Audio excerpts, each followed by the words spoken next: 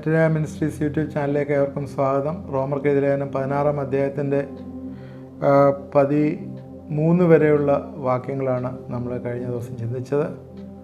കുറേ പേര് വന്ദനം ചെല്ലുന്നതായിട്ട് പറഞ്ഞു ചിന്തിച്ചിരുന്നു. അവസാനം റൂഫസും അവൻ്റെ അമ്മയെയും വന്ദനം ചെയ്യുവീൻ എന്ന് പറഞ്ഞു. 14-ാം വാക്യത്തിലേക്ക് വരുമ്പോൾ അസിംക്രിത്തോസിസും പ്ലഗോനും ഹെർമോസിനും പത്രോബാസിനും ഹെർമാസിനും കൂടെയുള്ള സഹോദരന്മാർക്കും വന്ദനം ചെല്ലുവിൻ. 5 പേരുകൾ ഇവിടെ കാണുന്നുണ്ട്. അതിൻ്റെ കൂട്ടത്തിൽ കൂടെയുള്ള സഹോദരന്മാർ ചില ഇവരിൽ ഒരാളുടെ വീട്ടിൽ സഭ കൂടിവരവുണ്ടായിരുന്നു എന്ന് അനുമാനിക്കാം. അവർക്ക് അങ്ങനെ കൂടി വരുവാൻ കർത്താവിൻ്റെ വാഗ്ദത്തം ധാരാളം മതിയായിരുന്നു. അതുകൊണ്ട് ഈ 5 പേര് അവരുടെ സഭ കൂടിവരവിനെയും അവരെ ചേർത്ത് വന്ദനം ചെല്ലുന്നു. അല്ലാതെ വേറെ ഒന്നും നമുക്കവിടെ കാണാനില്ല. 15-ാം വാക്യത്തിലെ ഫിലലോലോഗോസ് എന്ന് പറഞ്ഞാൽ വചനത്തെ സ്നേഹിക്കുന്നവൻ എന്നുള്ള പേരാണ്. യൂലിയ എന്ന് പറഞ്ഞാൽ സാധാരണ ഒരു സ്ത്രീ നാമമാണ്.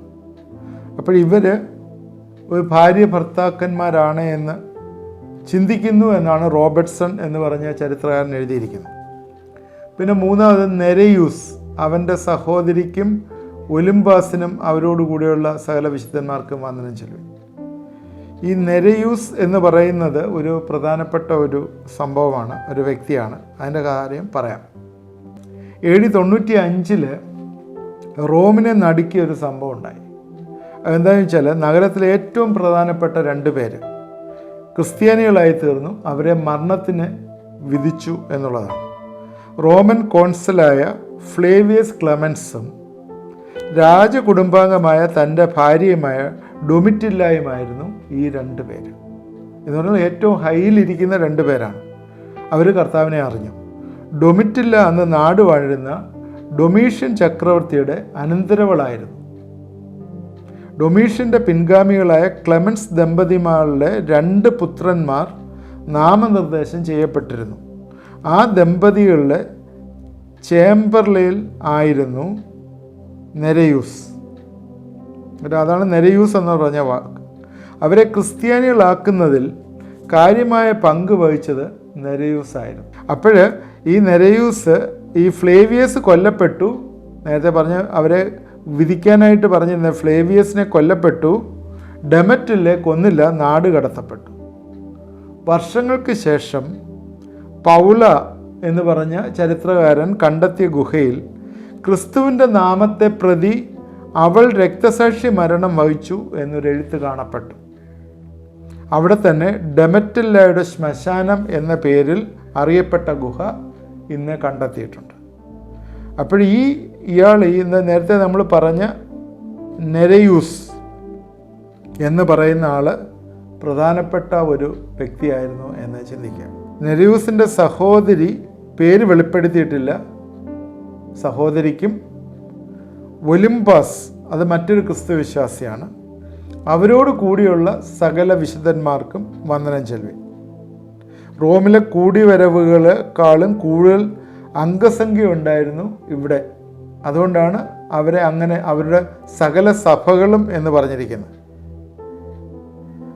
ഇത്രയും പേരുകൾ 16 വരെയുള്ള ഡിഫറെൻറ്റ് പേരുകൾ പറഞ്ഞതിന് ശേഷം 15 വരെയുള്ള വിശുദ്ധ ചുംബനം കൊണ്ട് അന്യോന്യം വന്ദനം ചെയ്യുവിൻ. ക്രിസ്തുവിൻ്റെ സകല സഭകളെയും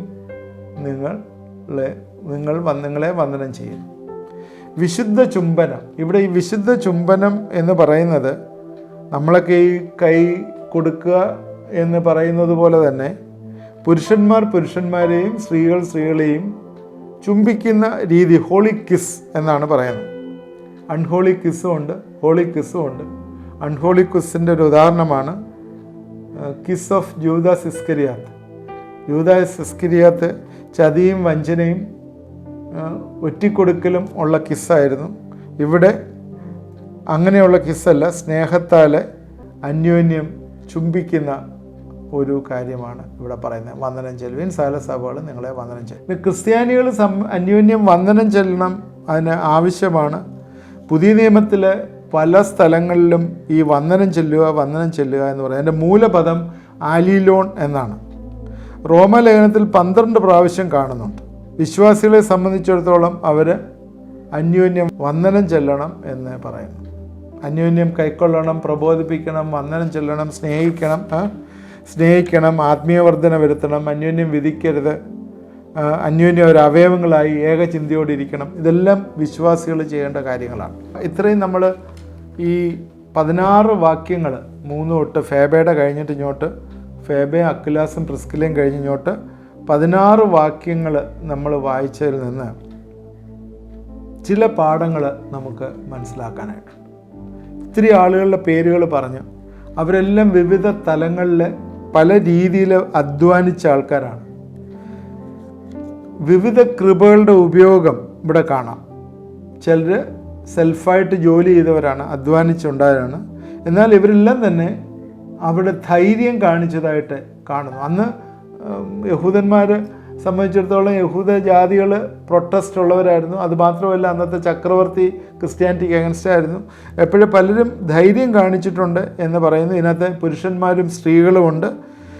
ഓരോരുത്തരും വരം ലഭിച്ചതുപോലെ വിവിധമായുള്ള ദൈവകൃപയുടെ ഗ്രഹവിചാരകന്മാരായിരുന്നു എന്ന് പൊതുവെ പറയാം ഈ നമ്മൾ വായിച്ച ഇത്രയും ജനങ്ങൾ. രണ്ടാമത് കാണുന്നത് സഭയിലെ ഒരു ഏകത്വമാണ്. വിവിധ തരത്തിലുള്ള ആളുകൾ പല സ്ഥലങ്ങളിൽ കർത്താവിനെ രക്ഷകനായി സ്വീകരിച്ചവർ ക്രിസ്തുവിലെ ഒരേ അഭിപ്രായ രീതിയിൽ ഒരുമിച്ച് വന്നു. ആരാധന രീതിയായാലും സംഘടനാ വിധമായാലും അവരുടെ ഐക്യം ഏറ്റവും പ്രധാനമായിരുന്നു എന്ന് കാണാം ഇവിടെ ഉള്ള. മൂന്നാമത് സഭയിലെ മാന്യത. അവർ ക്രിസ്തുവിനെ അറിഞ്ഞു എന്നുള്ള ഒറ്റ കണ്ടീഷനിൽ എല്ലാവരും ഒരുമിച്ചിരുന്നു. അതിനകത്ത് ഗവൺമെൻറ് ഒഫീഷ്യൽസ് ഉണ്ടായിരുന്നു, അടിമകളുണ്ടായിരുന്നു, എന്നാൽ പ്രശസ്തരായിട്ടുണ്ടായിരുന്നു. എല്ലാവരും ജീവപുസ്തകത്തിൽ പേരെഴുതി എല്ലാവരും കർത്താവിൻ്റെ ശരീരത്തിൽ ഒരുമിച്ചിരുന്നു. സഭയിലെ മാന്യത കാണാം. സഭയിലെ നാനാത്വം, സഭയിലെ ഏകത്വം, സഭയിലെ മാന്യത നമുക്ക് കാണാം. വീണ്ടും നാലാമത്തെ ഒരു കാര്യം ഈ 16 വാക്യങ്ങളിൽ കാണുന്ന സഭയിലെ അംഗീകാരമാണ്. ആസിയിലെ ക്രിസ്തുവിൻ്റെ ആദ്യ ഫലമായിട്ടുള്ള എപ്പനിയത്തോസ്.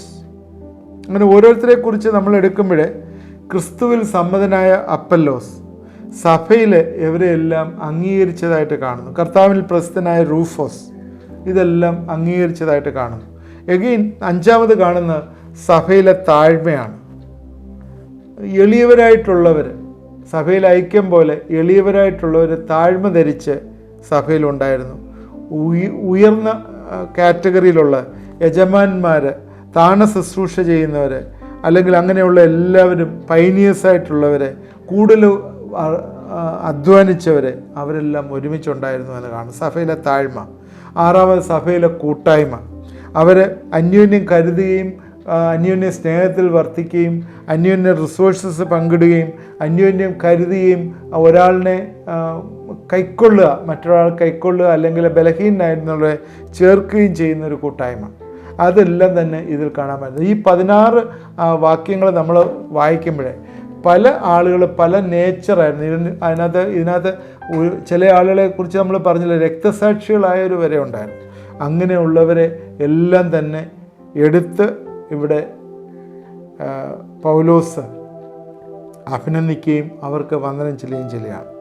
ഇനി 17 മുതൽ 20 വരെയുള്ള വാക്യങ്ങളിലെ ഭിന്നതയുണ്ടാക്കുന്നവർക്കുള്ള മുന്നറിയിപ്പാണ്. 17 മുതൽ 20 വരെയുള്ള വാക്യങ്ങൾ വായിക്കാം.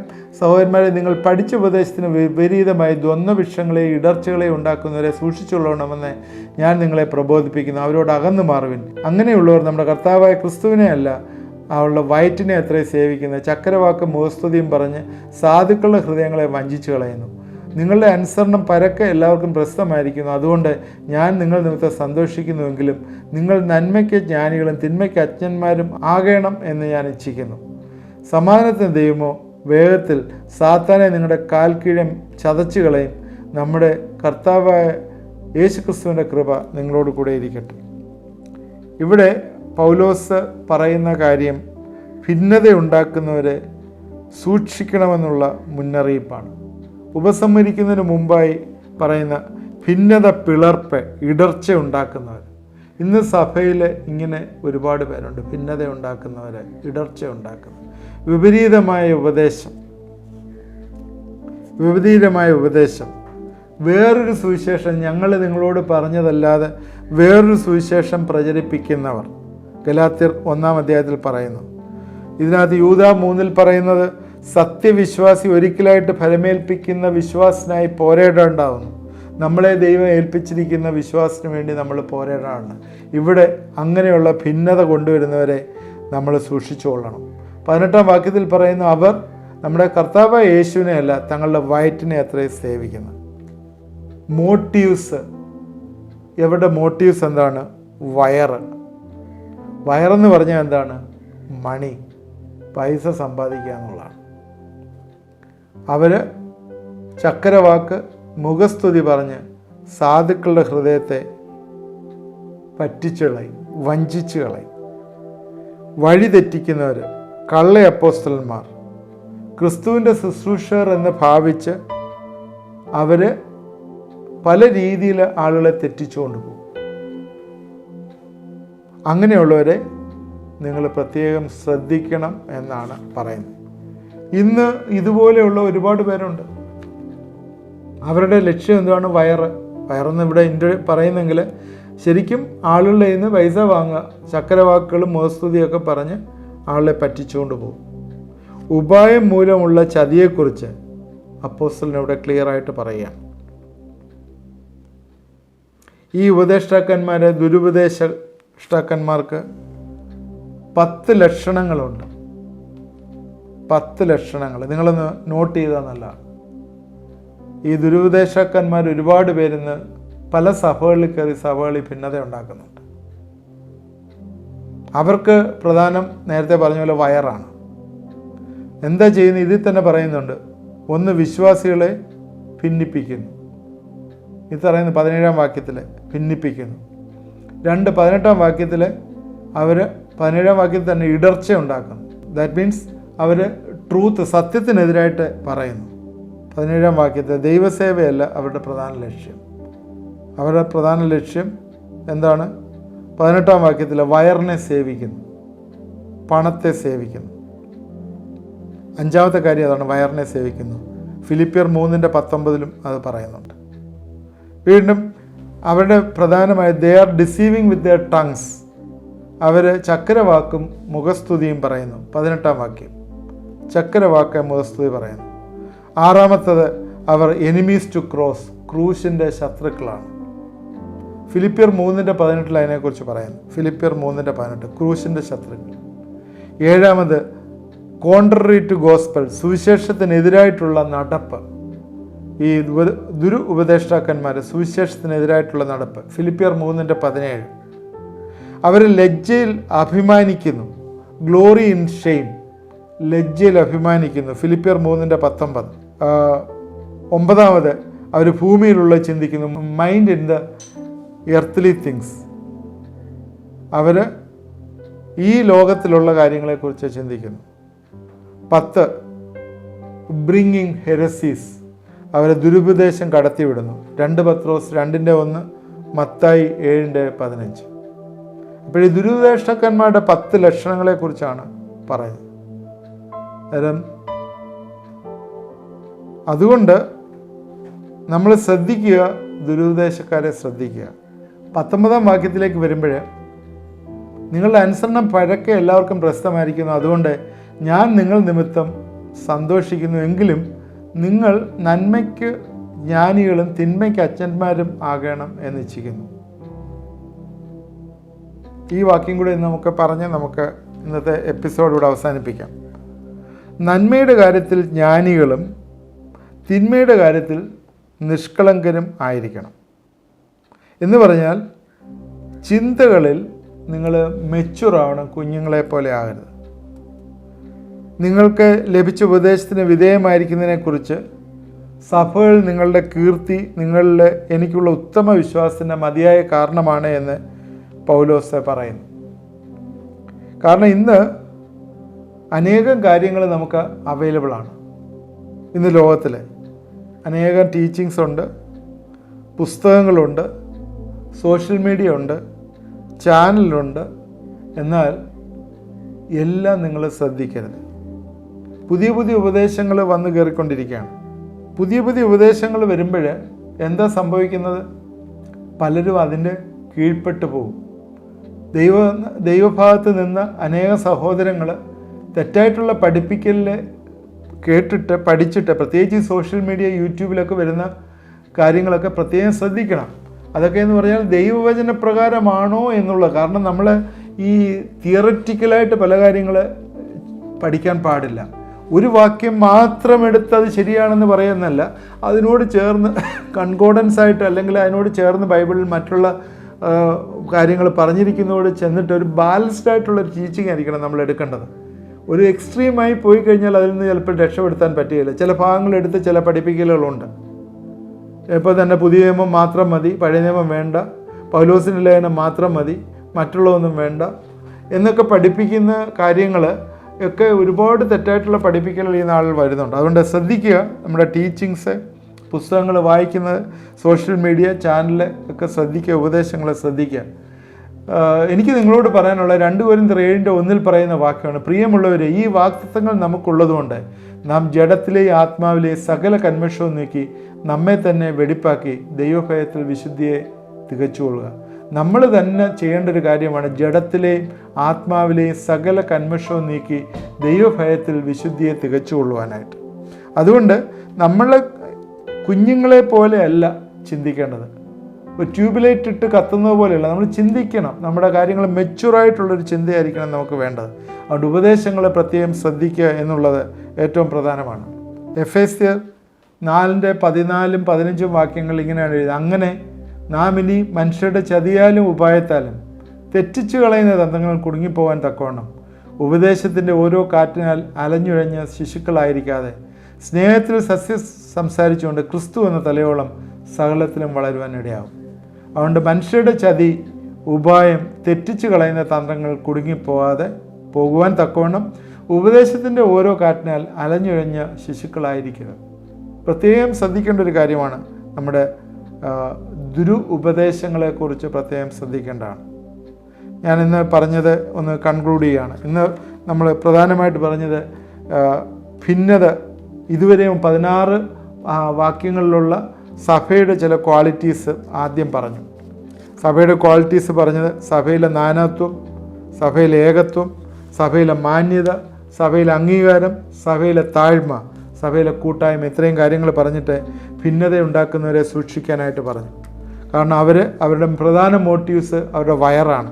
അവർ പറഞ്ഞു തെറ്റിക്കുക. എന്തിനാണ്? ഏതെങ്കിലും പണം കൈക്കലാക്കുക, ദുരുപദേശക്കാർ വന്ന് ഭിന്നിപ്പിച്ച് ഇടർച്ചയുണ്ടാക്കി ആളുകളെ ആ വിശ്വാസത്തിൽ നിന്ന് വഴിതെറ്റിച്ചുകൊണ്ട് പോകുന്ന, ബിബ്ലിക്കലാണ് എന്ന് പറഞ്ഞ് സോപ്പിട്ട് ചില കാര്യങ്ങൾ പഠിപ്പിച്ച് അത് തെറ്റിച്ചു കൊണ്ടുപോകുന്ന ഒരുപാട് പേരുണ്ട്. ശ്രദ്ധിക്കുക എന്നുള്ളതാണ് പറയുന്നത്. 2 കൊരിന്ത്യർ 7:1 നമ്മളെ ജഡത്തിലെയും ആത്മാവിലെയും എല്ലാ കന്മഷവും മാറ്റി നമ്മളെ വിശുദ്ധിയോടെ നമ്മളെ കാക്കുകയും, അതുപോലെ എഫേസ്യർ 4:14-15 വാക്യങ്ങളിൽ മനുഷ്യരുടെ ചതിയാലും ഉപായത്താലും തെറ്റിച്ചു കളയുന്ന തന്ത്രങ്ങൾ കുടുങ്ങിപ്പോകാതെ വണ്ണം ഉപദേശത്തിൻ്റെ ഓരോ കാറ്റിനാൽ അലഞ്ഞൊഴിഞ്ഞ ശിശുക്കളായിരിക്കാതെ സ്നേഹത്തിൽ സത്യം സംസാരിച്ചുകൊണ്ട് ക്രിസ്തു എന്ന തലയോളം സകലത്തിലും വളരുവാൻ ഇടയാകട്ടെ എന്ന് പ്രാർത്ഥിക്കുന്നു. നമുക്ക് ഇന്ന് പ്രാർത്ഥിക്കാം. നമ്മൾ അടുത്ത ഒരു എപ്പിസോഡുകൂടി ഇത് നമുക്ക് വൈൻഡപ്പ് ചെയ്യാം എന്ന് വിചാരിക്കുന്നു. ഈ പഠനമൊക്കെ നമുക്ക് ദൈവം അനുഗ്രഹങ്ങളെ തരുന്നതാകട്ടെ എന്ന് പ്രാർത്ഥിക്കുന്നു. നമുക്ക് പ്രാർത്ഥിക്കാം. ദൈവമായ കർത്താവെ, ഇത് കണ്ടുകൊണ്ടിരുന്ന പ്രിയപ്പെട്ടവരെയൊക്കെ ഞങ്ങൾ അനുഗ്രഹിച്ച് പ്രാർത്ഥിക്കുന്നു. ദുരിതവേശ കർത്താവെ, ഇന്ന് സഭയിലെ കുത്തി നിറച്ചുകൊണ്ടിരിക്കുന്ന സാഹചര്യങ്ങളെ അനേകം കാര്യങ്ങൾ സോഷ്യൽ മീഡിയയിൽ കൂടിയൊക്കെ വന്ന് അനേകരെ തെറ്റിക്കുകയും, കർത്താവെ, രാത്രിയിൽ ഉറങ്ങുമ്പോൾ പിശാച് കള വിതയ്ക്കുന്നു എന്ന് പറയുന്ന പോലെ കള കൊണ്ട് ഹൃദയങ്ങൾ വിതയ്ക്കുകയും ചെയ്യുന്ന സാഹചര്യങ്ങൾ ഞങ്ങളുടെ മുമ്പിലുണ്ടല്ലോ. ഞങ്ങൾ പ്രാർത്ഥിക്കുന്നു, ശരിയായിട്ടുള്ള ഡിസേൺ ചെയ്യാനുള്ള കഴിവ് പ്രിയപ്പെട്ടവർക്ക് കൊടുക്കണമേ എന്ന് പ്രാർത്ഥിക്കുന്നു. എല്ലാം ദൈവവചനത്തിൽ തട്ടിച്ചു നോക്കി ശരിയായിട്ടുള്ളത് മാത്രം അക്സെപ്റ്റ് ചെയ്യുവാനായിട്ട് കർത്താവെ നീ കൃപയൊരുക്കണമേ എന്ന് പ്രാർത്ഥിക്കുന്നു. പലതരമായിട്ടുള്ള ടീച്ചിങ്, ട്രഡീഷണൽ ആയിട്ടുള്ള ടീച്ചിങ്, എക്സ്പീരിയൻസിൽ കൂടിയുള്ള ടീച്ചിങ്, വിഷനിൽ കൂടിയുള്ള ടീച്ചിങ് ഒക്കെ ഉള്ള കാര്യങ്ങൾ, പല അത്ഭുതങ്ങളും അടയാളങ്ങൾ കൂടിയുള്ള ടീച്ചിങ്ങും എല്ലാം വന്നു കയറിയിട്ട് ദൈവവചനത്തിന് വിരോധമായി പഠിപ്പിക്കുന്ന എല്ലാ ശക്തികളെയും യേശുവിൻ്റെ നാമത്തിൽ ഞങ്ങളെ ഭത്സിച്ച് പ്രാർത്ഥിക്കുന്നു. ഇന്ന് അങ്ങനെ തെറ്റിയിരിക്കുന്ന ആരെങ്കിലും ഇത് കാണുന്നുണ്ടെങ്കിൽ യഥാർത്ഥത്തിൽ ദൈവവചനത്തിലേക്ക് മടങ്ങി വരുവാനും ദൈവവചനം എന്താണ് പഠിപ്പിക്കുന്നത് അത് മനസ്സിലാക്കി അതനുസരിച്ച് ജീവിപ്പാനും കർത്താവെ കൃപയൊരുക്കണമേ, സഹായിക്കണമേ എന്ന് പ്രാർത്ഥിക്കുന്നു. എന്തെങ്കിലും തടസ്സപ്പെട്ടിരിക്കുന്നില്ല, അതൊക്കെ റിലീസ് ചെയ്ത് വരട്ടെ ആ ജീവിതങ്ങളിലെ. കർത്താവെ, നീ ഹൃദയങ്ങളെ കാണുന്ന ദൈവം, കർത്താവ് മനസ്സുകളെ ഉദ്ദീപിപ്പിക്കുകയും ചിന്തകളെ ഉദ്ദീപിപ്പിക്കുകയും ചെയ്യുന്ന വലിയ ദൈവം ഈ ദിവസങ്ങളുടെ മനസ്സുകളും ശരീരങ്ങളും യേശുക്രിസ്തുവിൽ കാക്കപ്പെടുവാൻ ദൈവരങ്ങളിലേക്ക് സമർപ്പിക്കപ്പെടട്ടെ എന്ന് പ്രാർത്ഥിക്കുന്നു. എന്നെ കണ്ടുകൊണ്ടിരിക്കുന്ന എല്ലാവരും നീ അനുഗ്രഹിക്കണം, സഹായിക്കണം. പ്രാർത്ഥന കേട്ടോർത്ത് സ്തോത്രം. യേശുവിൻ്റെ നാമത്തിൽ പ്രാർത്ഥിക്കുന്നു, കേൾക്കുമാറാണമേ. ആമേൻ. ഇത് കണ്ടുകൊണ്ടിരുന്ന എല്ലാവരെയും ദൈവം അനുഗ്രഹിക്കട്ടെ. ഇത് ഏത് രീതിയിൽ നിങ്ങൾക്ക് ബെനിഫിറ്റായി എന്ന് ഒന്ന് നിങ്ങൾ പറഞ്ഞാൽ നല്ലതായിരിക്കും. നമുക്ക് ഈ ഒരു എപ്പിസോഡ് കഴിയുമ്പോൾ റോമർക്കെഴുതിയ ലേഖനം നമ്മൾ വൈൻഡപ്പ് ചെയ്യാണ്. അതിൻ്റെ ക്രോഡീകരണത്തിലേക്കോ അല്ലെങ്കിൽ അതിൻ്റെ മുമ്പിൽ പഠിച്ചതൊന്നും പറയാനായിട്ട് സമയമില്ല. നിങ്ങളതെല്ലാം നോട്ട്സ് എടുത്ത് വെച്ച് പഠിക്കുകയും കാണുകയും ചെയ്യും. ഏതെങ്കിലും മിസ് ചെയ്ത് പോയിട്ടുണ്ടെങ്കിലും പ്രീവിയസ് എപ്പിസോഡ് എടുത്ത് കാണുക. ഇത് നിങ്ങളുടെ ഫേസ്ബുക്കിലോ വാട്സാപ്പിലോ ഒക്കെ സ്റ്റാറ്റസായിട്ട് ഇടുകയോ ഷെയർ ചെയ്യുകയൊക്കെ ചെയ്താൽ അനേകർക്ക് പ്രയോജനമായി തീരും. പ്രെയർ റിക്വസ്റ്റ് വാട്സാപ്പ് നമ്പറിൽ അയച്ചു തന്നാൽ നിങ്ങൾക്ക് വേണ്ടി പ്രാർത്ഥിക്കുന്നതാണ്. ദൈവം നമ്മളെല്ലാവരെയും അനുഗ്രഹിക്കട്ടെ.